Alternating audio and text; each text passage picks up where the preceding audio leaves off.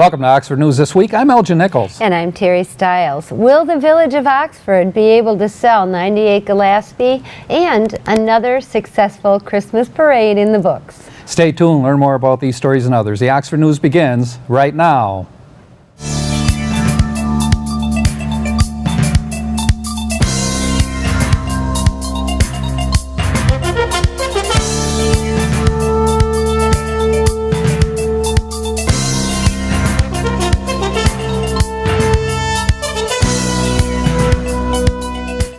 By a 5-0 vote, the Oxford Village Council made it crystal clear the 98 Gillespie Street property is to be sold only for residential use.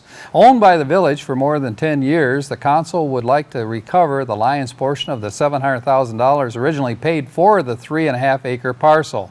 Although in the past there have been several offers for purchase, they were for light manufacturing or heavy density condominiums. Neighbors made it very clear to the council that these options were not what they wanted in their neighborhood. So now the village has a clear use of vision and may find the right buyer soon. It appears to be official. Parishioners' efforts to save their Lakeville Methodist Church have failed. Its last service was November 27th, and as of last week, the church was actually being disassembled, windows and all, for use in other Methodist churches. According to parishioners, their church has provided spiritual comfort to Addison Township at its present location since 1865, the Civil War. Local residents fought the diocese to keep it open. However, the final decision came from the Detroit Annual Conference of the United Methodist Church. The reasons given for the closing of the church were finances and lack of handicapped access. Folks calling the Oxford Village Police will notice something different. Depending on the nature of the call, the person on the other end of the phone will be an Oakland County Central Dispatcher or Oakland County 911. This is because the transition to dispatch from the village to county is now complete. Folks who still wish to contact the Oxford Village Police Department for non-emergency service can still use their traditional number, 248-628-2581, and you can still reach the Oakland County Sheriff non-emergency number at 248-858-4911. Well, we did it again. Oxford held another successful Christmas parade on December 3rd. It was a little overcast at times, but the spirits were high and the streets were lined with onlookers. The parade grand marshal this year was Jim Parkhurst, who led the beautiful Christmas floats and colorful bands down Washington Street. Parkhurst is a 1965 Oxford graduate who served in the U.S. Army during the Korean War. He's been an active member of the Oxford American Legion Post 108 for 30 years. He also was named Citizen of the Year in 2005 by the Oxford Chamber of Commerce. Jim has been married to his wife Donna for 43 years, I almost said 34. He loves belonging to the veterans group because he views that he's giving back to the community that way. After the parade, everyone enjoyed continued festivities, including hot chocolate, cookies, Christmas music, and of course the children couldn't wait to meet Santa and Mrs. Claus. Plan for the future. That's the DDA's new motto. In 2019, the Oxford Village will be seriously impacted by M24 road construction. Members of the Downtown Development Authority gave Executive Director Joe Frost approval to form a planning committee to minimize the impact on the downtown businesses. They will also discuss street lighting, benches, downtown walkability, and ways to calm noisy traffic. The DDA is setting aside funds to ensure local businesses have financial stability throughout the construction process. 39-year-old Oxford resident Joshua Bryan is accused of attacking his wife and her mother with a kitchen knife on Thanksgiving Day. According to Oakland County Sheriff deputies, Bryan physically assaulted both his 26-year-old wife and her 59-year-old mother using a steak knife and slashed both women. The women were taken to a local hospital while Bryant was found and arrested for domestic assault with a dangerous weapon. He is currently in Oakland County Jail on a $75,000 bond.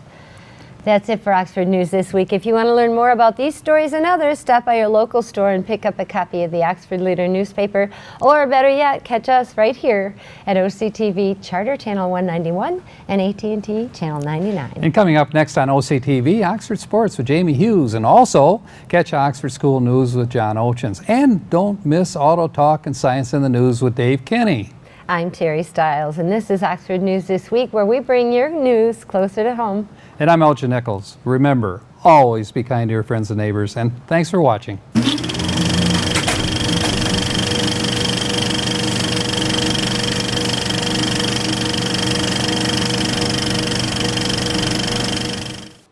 Welcome to Science in the News. I'm Dave Kenny, and these stories are taken from the publication New Scientist. In our first story, smokers can extend their lives by quitting even if they wait until their 60s to kick the habit, research has shown. A new study confirms that it is never too late to stop smoking, and the earlier you give it up, the longer you are likely to live. Scientists found that current smokers aged 70 and over were 3 times more likely to die over a period of 6 years than never smokers.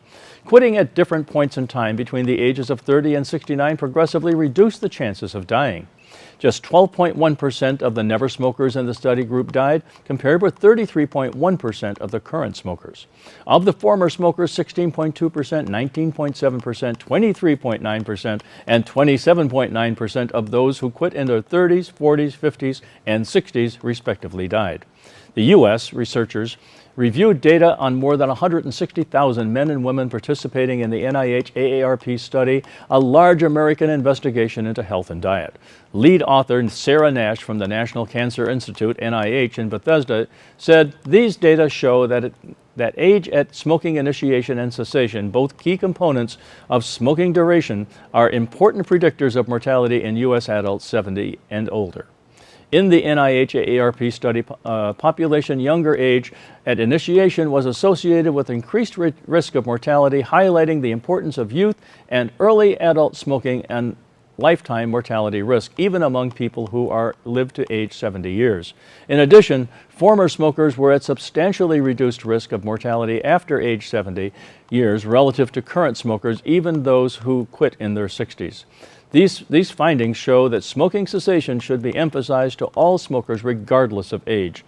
Of the total study population, almost 16% died during an average follow-up period of 6.4 years. Almost 56% were former smokers and 6% were current smokers. Men were less likely than women to be never smokers and tended to have started smoking younger.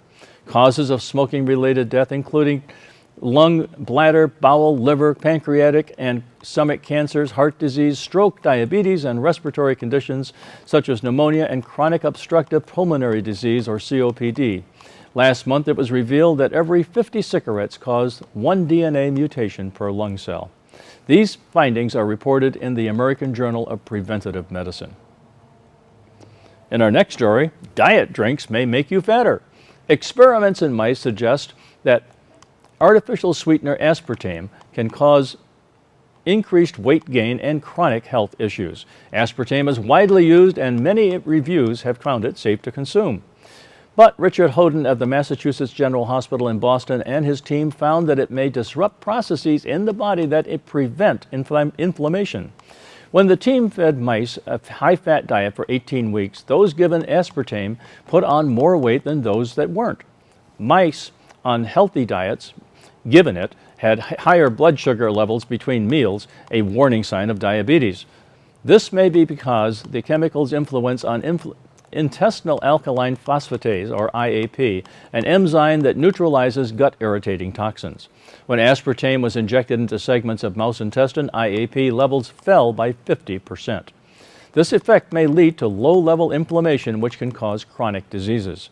Our results provide a mechanism for why aspartame may not always work to keep people thin, says Hoden. Wow, who knew?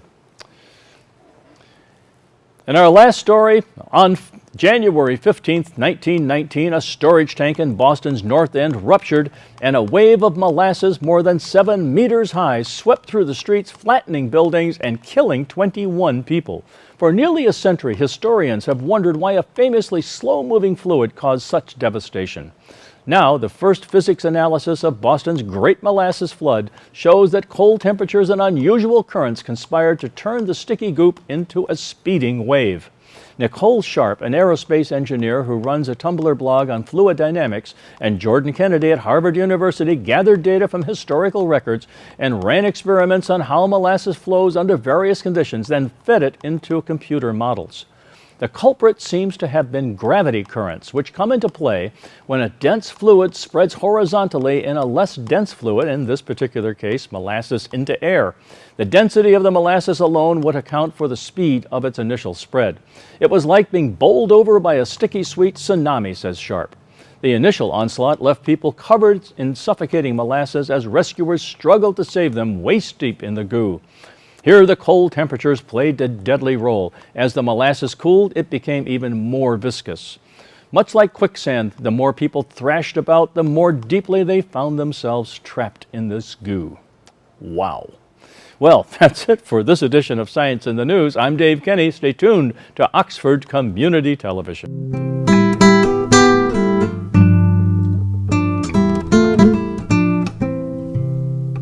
I'm John Ochins, and welcome to the Oxford Wildcats School Update. Along with the holidays comes the planning for various competitions coming up for our high school groups. One of those groups is HOSA, for those interested in the medical field.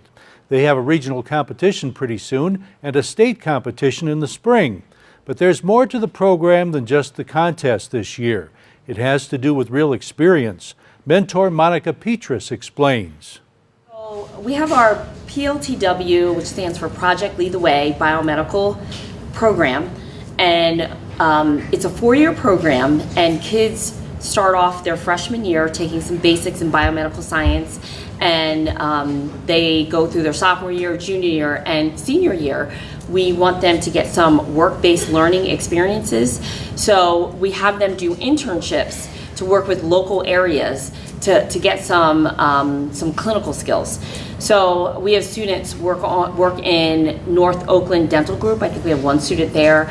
Lakeville Veterinary Hospital, Oxford Fire Department, various pediatric offices around here, Health Quest, and they take on students who do basic office work, and depending on what they need, maybe a little bit more as when their skills when they learn more clinical skills, then they'll be able to do more. But we're really excited because we're hoping that they get some work-based learning experience so that when they do go to college and they do enter the workforce, that they'll have some experience under their belt. We've reported on a lot of school activities encouraging international mentality. The International Club over at Daniel Axford gets kids started early. Teacher Min Lu tells us why. Okay, so the International Club, the initial thought was to help students to be open-minded, because to be open-minded, to me, I mean, it helps a student so much. Sure. They eventually will become a more knowledgeable person because they would want to learn more. They're more curious about things. And it will make them a more valuable contributing member of society, because once you understand other people, you'll be more willing to care and help, And also I think it will make their life more interesting once they're more open-minded. Min explains just how they do this. And we started very small because their age is just 7 and 8. So we try to do things more like hands-on activities. We do the first session. We invite a parent volunteer helped us. She came to teach us some polka dance from Poland. We found out a lot of students have connection with Poland. Their grandma or parents from Poland. So we learned dances, polka dance, and then we also learned how to say hello in all kinds of language. It was a very cute, fun song. We learned to sing that. And they also had so much fun like playing even with chopsticks. I mean, I tell them people are all different. Even the things they eat with are different. Basic, like we use forks, people use chopsticks. So we experienced some, like they were picking up little paper-made dumplings from floor using chopsticks, and they had a lot of fun. And also, and then we have, and then we start doing Japanese origami, paper folding art. We'll have more about that on Schooling Around. The Robo Warriors is a junior Lego team over at Oxford Elementary. They've decided to go to the dogs. Well, in this case, that's not a bad thing. They're gathering items for shelters that care for stray dogs. Here's Austin Streeter and Dylan Warren to explain. We have Lego teams, and it's the interaction between humans and animals. And we decided to visit to dog centers to talk to them about it. And we want to help more dogs because dogs are very nice. They're playful, and there are a lot of dogs in the shelters, and a lot of people don't buy dogs. And at rescue centers, they only look online. They don't actually go to the centers and see how playful they are. They're looking for collars, leashes, paper towels, newspapers, dog biscuits, canned dog food, dog toys, and flea and tick shampoo. Our kids at Oxford Bridges High School had their Thanksgiving celebration a few days ago. Gave the kids some time to relax and enjoy a great meal and loosen up with their friends. We hope you're getting into the holiday mood. One way to do that is by attending one of the concerts coming up at the Performing Arts Center. That'll help if you can't be there in person. You can purchase a DVD of your favorite group. Just give us a call. That's the Oxford School News for this week. This is Oxford Community Television, keeping it local. And back with you on Oxford News this week. Hope you had a great Thanksgiving and a happy holiday season coming ahead. Want to remind you and say the athletic department is excited to announce Phil Kimmel as the brand new head coach of the girls soccer team coming up. Kimmel has an extensive background in soccer as a player and coach. He was Division I soccer player at University of Detroit Mercy from 2000 to 2003. Kimmel had the honor to participate in the Olympic Development Program as a player from 1995 to 1999. Kimmel was the head varsity boys summer soccer coach at Brandon from 2006 to 2012. He then moved on to the head coaching position at Brandon for the varsity girls coaching position 2009 to 2010. He then went on to coach Lobo and Michigan Impact travel programs from 2003 to 2014. He's very excited about taking the new position on for the girls soccer team, and Mr. Kimmel said their team will begin their opening season. Looking forward to that coming up March 13th, 2017. The girls will be on the field. Long awaited and overdue, we would like to pass a winning salute on to the JV Junior Wildcats. Despite the loss, they played their hearts out. The Junior Wildcat JV Gold football team, again, played their hearts out on a Saturday against the Northern Youth Football League Super Bowl Championship that was held at Wildcat Stadium. They did fall to the mighty team of the Clarkston Chiefs. The score there 16-12. Again, all played with their hearts, and again, we'll look forward to seeing them on the Oxford Athletic Field. Congratulations to the Junior Wildcats. And we managed to get a copy of the officiating team of this past week's U of M Ohio State officiating team. I know they took a lot of heat, and this I want to say congratulations to them on a lot of the tough calls they made. That's them right there. Congratulations, and thanks for everything you did to help University of Michigan. I guess we'll have to wait till next year to see if we can maybe bring the maize and blue back to, of course, Michigan. Check out the Oxford website. It's the Oxford Athletic website. It's for your Oxford athlete. It's oxfordathletics.org. It's always right there at your fingertips. You can find out where your athlete's going to be, what their schedule is, just anything you need to know. It's right there at your fingertips, oxfordathletics.org. when you're on the web. Check our website out, occtv.org. Hit the Programs tab. You can catch any one of our programs online on the computer, iPad, phone, wherever you choose to watch. Again, we encourage you to watch those programs. Again, a lot of you are going to be losing maybe your service due to economic reasons if you're switching over from AT&T to whatever they're offering now. You can still catch our programs on our website or on YouTube. We don't want to lose you as a customer that way. You may lose us on the AT&T service, but you can also subscribe to Charter as well. OCCTV.org, that's the website right here for Oxford Community Television. That's going to wrap it in sports. Have yourself a good one. Till we do it all over again, take care of yourselves. We'll see you next week, everybody. Don't miss what's going on in your local government meetings. Watch Elgin Nichols and Dave Kenny on Minutes by Minute. Airs Monday through Friday, 7 a.m., 11:30 a.m., and 11:30 p.m. Welcome to this edition of Auto Talk. I'm Dave Kenny, and these stories are taken from the publication Automotive News. In our first story, Ford of Europe is adding upscale and crossover versions of its new Fiesta along with advanced safety technologies to boost the car's competitiveness in the tough subcompact segment. Ford unveiled the next-generation Fiesta at its European headquarters on November 30th. The Fiesta will go on sale in Europe next summer, and the U.S. version is expected to launch in 2018. Ford said the new Fiesta has the most sophisticated range of driver assistant technologies and connectivity features offered to date in a volume small car in Europe. It has technology that small car customers could only have dreamed of just a few years ago, they said. The Fiesta's 15 driver assistant technologies include a number of firsts for Ford or the segment, such as enhanced pedestrian detection technology that can help prevent collisions at night by detecting people who are in or near the road ahead or who may cross the vehicle's path, and a parking assistant that helps drivers find suitable spaces and park hands-free, nose to tail and side by side with other cars. It can also apply the brakes to prevent low-speed bumps if drivers do not respond to system guidance and proximity warnings while maneuvering. And it has a cross-traffic system that warns drivers reversing out of a parking space of vehicles that may soon be crossing in behind them.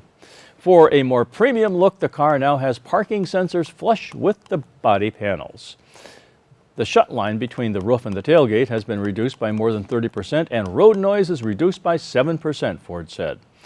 Launch models in Europe will come with a choice of 3 versions of Ford's 1-liter, 3-cylinder EcoBoost gasoline engine, with the most powerful delivering 138 horsepower. A new 6-speed manual transmission and active grille shutters cut CO2 emissions to 97 grams per kilometer. A 1.1-liter naturally aspirated version of the EcoBoost engine replaces the 1.25-liter entry gasoline unit. The Fiesta will also offer 118 horsepower 1.5-liter diesel, the highest powered diesel Ford has included in Fiesta's engine range to date. An 84 horsepower diesel will also be offered with 10 horsepower more than the current equivalent engine and CO2 emissions of 82 grams per kilometer. The Fiesta will continue to be built for European sales in Cologne, Germany. It uses an updated version of the platform used by EcoSport small SUV and KA Plus hatchback.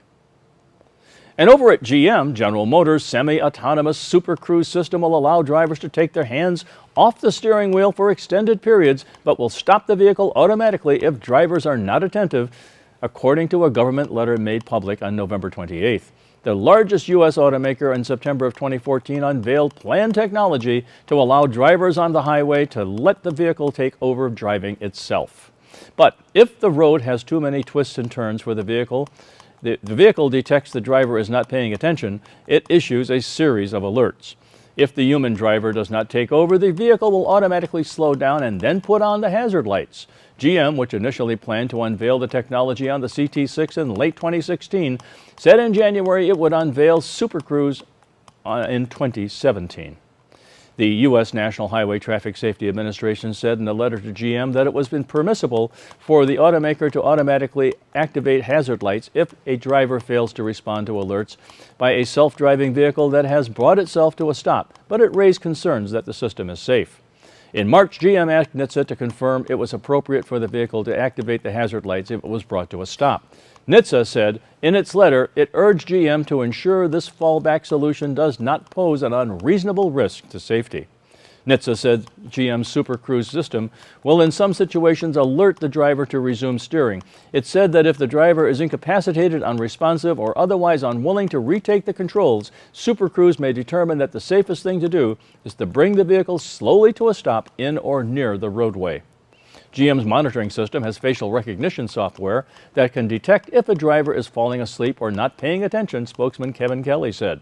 If so, the system issues alerts. A red visual display tells the driver to take control, followed by a seat vibration and then a recorded audio message. If drivers ignore all these, GM's OnStar system will communicate with the driver. No doubt. GM confirmed details of the Super Cruise system outlined by NHTSA in a separate letter reviewed by Reuters. Well, that's all for this edition of Auto Talk. I'm Dave Kenny, and as always, may the wind be at your back as you cruise down life's highways, manually or automatically. Stay tuned to Oxford Community Television. Welcome to your weekly calendar of events, where we feature your weekly calendar of local Oxford and Addison Township community events, including charity special fundraisers and general community information. If you or your organization would like help to get your message out to the public, contact us for detailed information at our studio phone number at 248-628-9658, or you can go to our website, occtv.org. Why not get your kids a puppy for Christmas? Canine Rescue League of Oxford offers Dog Adoption Day on every second Saturday of every month from 11 a.m. to 3 p.m. at Pet and Stuff Harvest Time on the corner of Drainer and M24 in Oxford. You will find all shapes and sizes of the little furry friends just waiting for you to give them a forever home. You can also visit Pet and Stuff by going to their kennels located at 2120 Metamora Road, or check out all the cute little pictures of puppies on their website, dogsaver.org/K9SRL. For you folks living in Addison and Oxford Township, this one is for you. Saturday, December 10th, 11 a.m. to 9 p.m. at the Leonard Pond Street, Elks Lodge in Leonard, Michigan. Please assist a Leonard family with their cancer fundraiser being held for resident Kyle Cooper. The family is in dire need of financial help. Many Leonard residents may recognize Kyle's wife as the person who clears their roads of snow in the winter, and may know her as Kathy Smith. A donation is only $15 per person, which will entitle you to a delicious homemade dinner featuring mashed potatoes and the works. There will be raffles, refreshments, and much, much more. If you would like more information, call Yvonne Smith at 248-240-1665. Tuesday, December 13th, the Rotary Club of Oxford will host its annual Christmas party for seniors at the Oxford High School Performance Arts Center, 745 North Oxford Road. The event begins at noon and includes a turkey dinner and entertainment. The luncheon is free for all area seniors. For your reservation, call 248-969-5065. Starting a new business, or would you like to increase your existing business? If you're interested, the Oxford Chamber of Commerce is here to help you do just that. Their organization provides network sources, events, advertising, and much more. As a member, you will have every opportunity to increase your visibility, make new connections, and learn things that just may help you run your business a little more profitably. For more information on how you can become a member of the Oxford Chamber of Commerce, contact Nicole Sturt, Chamber Director, at 248-628-0410, or go to the Chamber website, info@oxfordchamber.net. If you own a business, belong to an organization, or if you are a local resident wishing to show your support for our school programs, music concerts, or any of the many programs broadcast by our television station, you could become a sponsor or an underwriter for OCTV. A promotional spot would be created just for you, and continual recognition given to you by our broadcast announcers. It's easy and it's really quite inexpensive. For more information, contact our TV station manager, William Service, at 248-628-9658, or you can send a message of interest to his email address, manager@occtv.org. Now, we at Oxford Community TV would like our television viewing public to learn more about your club or organization's special upcoming events. So if you would like to get your special event mentioned on our television show, call us at 248 628-9658, or go to our website, once again, occtv.org. Just one final reminder, you can locate our OCTV program schedule by going to our website, occtv.org, and clicking on schedule. There you will find a list of OCTV programs, dates, and times. One program I highly recommend is Bill Service, who always has interesting local stories and interviews on our Community Access program. Just check it out. This is Oxford Community Television, OCTV. I'm your local host, Elgin Nichols. We invite you to join us again next time for your weekly calendar of events.